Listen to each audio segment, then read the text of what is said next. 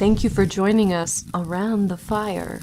For more information or to make a donation, please visit randomactsnetwork.com. Now, want to hear a scary story?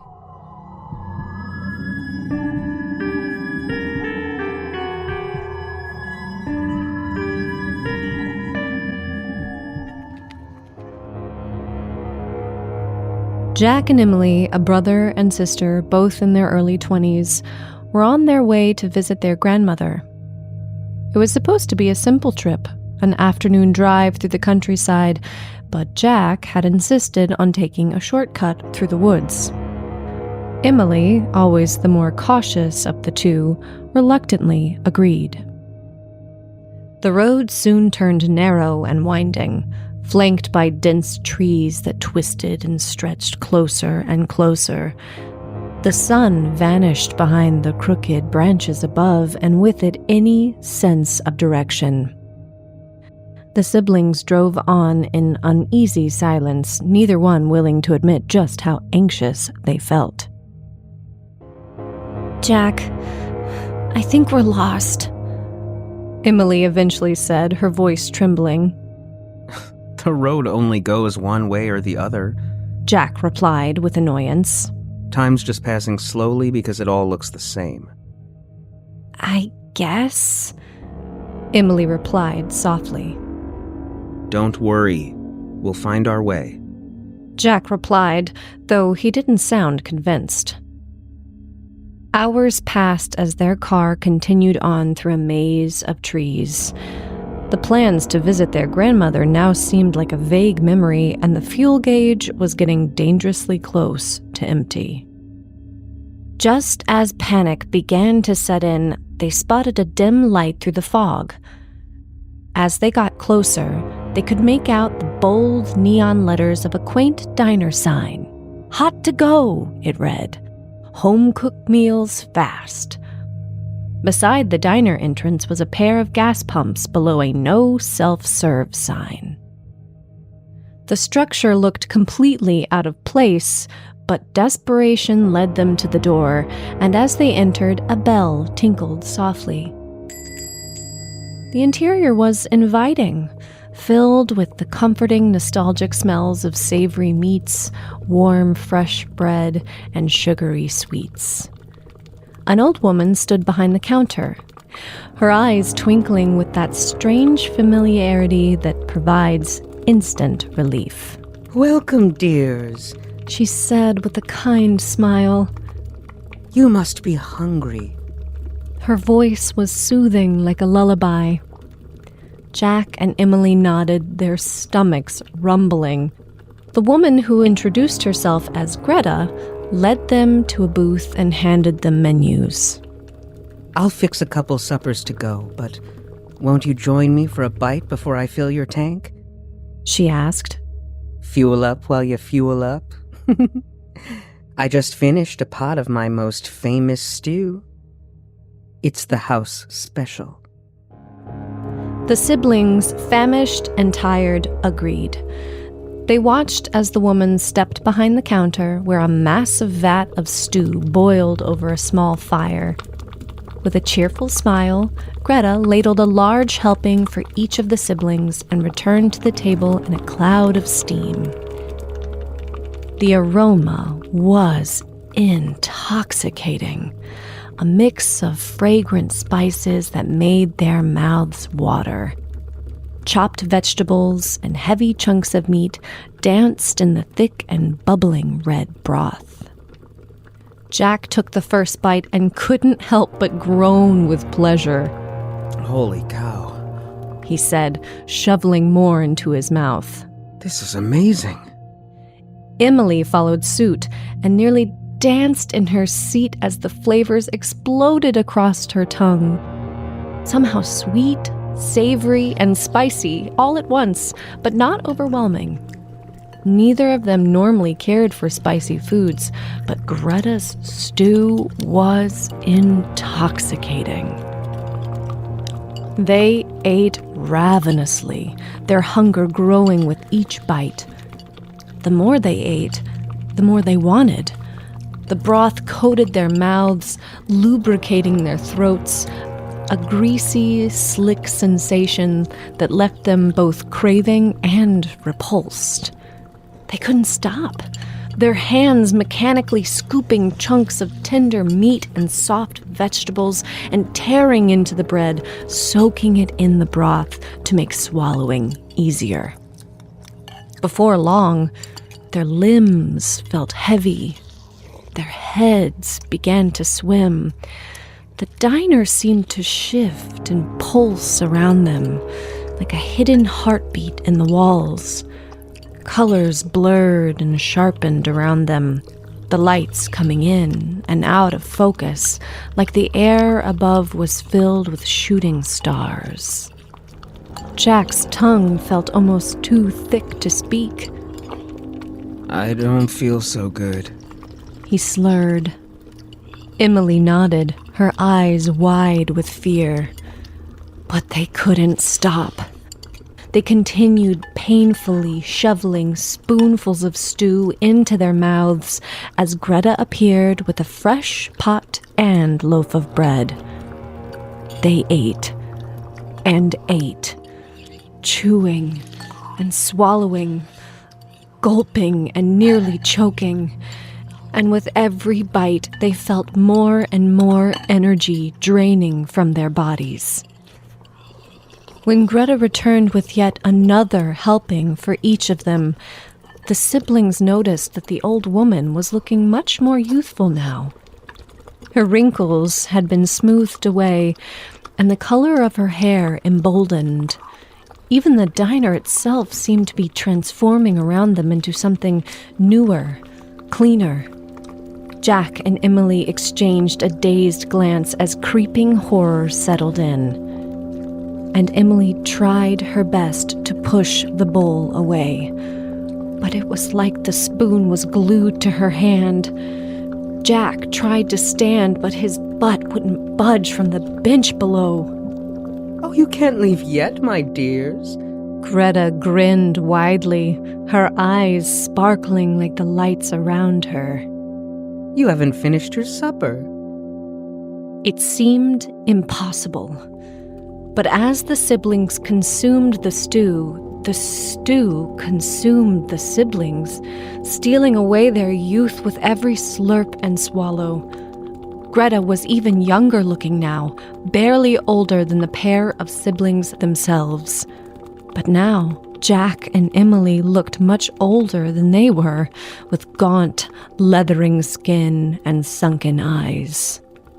The lights stopped glittering, and the diner's walls stopped pulsing as the edges of the room began to darken and swirl. To Emily's horror, Jack face-planted into his soup, the air bubbles rising to the top of the bowl, coating his bangs with broth.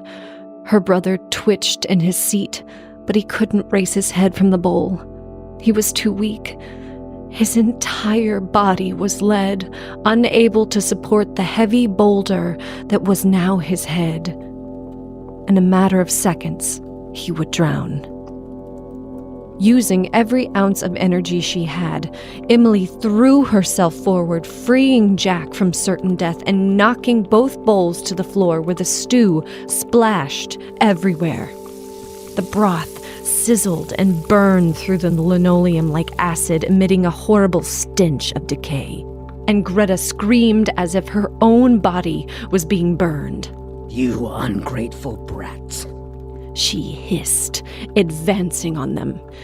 As her face twisted in fury, the mask of youth came loose, and the old hag beneath was revealed once again, her bony hands stretched and twisted into wicked claws, and she lunged for them with shocking speed. Jack and Emily were slowly regaining their energy, and Jack finally broke free from the weight that had held him down. He grabbed Emily's hand, helping her to her feet, and they stumbled together like drunks towards the door as their muscles fought desperately to awake. But with every step they took, the door moved further and further away. Greta's wicked cackling echoed through the never-ending diner as the rotten stench of stew saturated Jack and Emily's nostrils. I can't go any further, Emily cried, falling to her knees. I'm sorry, Jack. Jack knelt beside her, wrapping his arms around her. We have to try, Em. We can't give up. With a wave of Greta's hand, Jack was flung backwards, thrown through the air across the room and crashing painfully into a table. Its legs gave way, and the wooden tabletop smashed into the floor below him, sending splinters across the floor. Jack was momentarily stunned by the onslaught of excruciating pain. He tried to breathe, but his lungs pulled no air. Greta's face filled with devilish joy as she watched the boy struggle to find his breath, twitching atop the remnants of the table. You make the most delectable dessert, she hissed.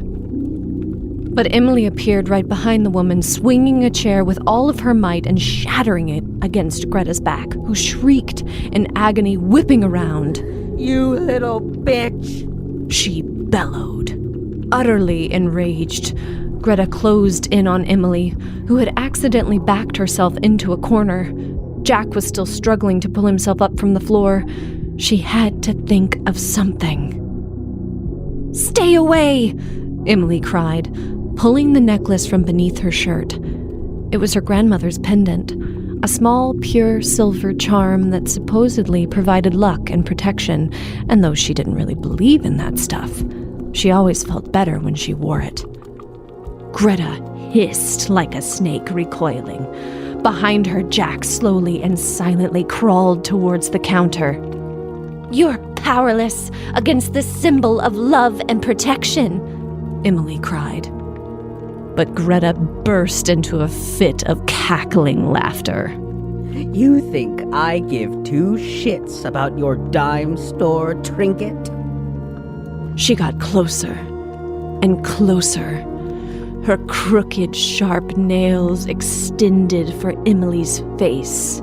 Just in time, Jack burst from behind the counter, smashing a pair of pots and pans into the old woman's temples before dropping them with a clattering bang to the floor. The wicked witch was stunned and dizzy, and Jack used the moment to snatch the sack of salt from his back pocket, throwing it forth into the woman's eyes and painfully blinding her. Emily ran from the corner as Greta fell backwards to the floor, screaming in agony and wiping blindly through the air in all directions. Emily smashed another chair against the woman as Jack shoved her across the floor towards the counter. Greta continued to flail around and scream in agony, her long nails lacerating the skin around her eyes as she desperately tried to shake the salt from them. The dime store trinket may not have stopped you, Jack said. But our grandmother's the one that taught us that salt repels evil. With a battle cry that shook the walls of the diner, the witch took a final lunge in Jack's direction. He smashed his body into hers, colliding painfully but knocking her closer to the kitchen, closer to the bubbling cauldron. The blinded woman thrashed and flailed, and with one final blow, she lost her balance, tumbling backwards into the vat with a sizzling splash. Where the stew touched her skin, the flesh melted away, and her painful screams echoed through the entire forest. What have you done? She cried. What have you done? As she boiled before them, Jack and Emily saw pulsating glimpses of the many faces below, the beautiful young woman and the horrible wicked witch, with so many in between. The diner began to crumble, and Jack and Emily made a final dash for the door. This time, it stayed put, bursting open with the tinkling of the bell as the cold night air embraced them. Just as they made it to safety, the diner collapsed in on itself. Greta's screams of agony echoed above the trees. Jack and Emily kept running until they reached the car haphazardly parked at the edge of the lot. Breathing heavily, they climbed inside. Jack fumbled with the keys, finally managing to start the engine. Strangely, the fuel gauge now rested just above half empty, and the fog began to lift as they pulled away. The siblings drove in silence, shaken by the horror they had faced. They didn't know what to do other than continue on to their grandmother's house, where they found the kindly old woman waiting up for them with open arms.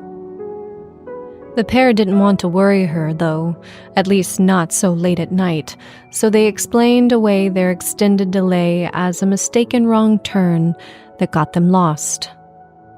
You rest your weary heads and we'll talk more in the morning, their grandmother said. Sounds perfect. We can catch up over coffee on the porch or have a picnic by the pond.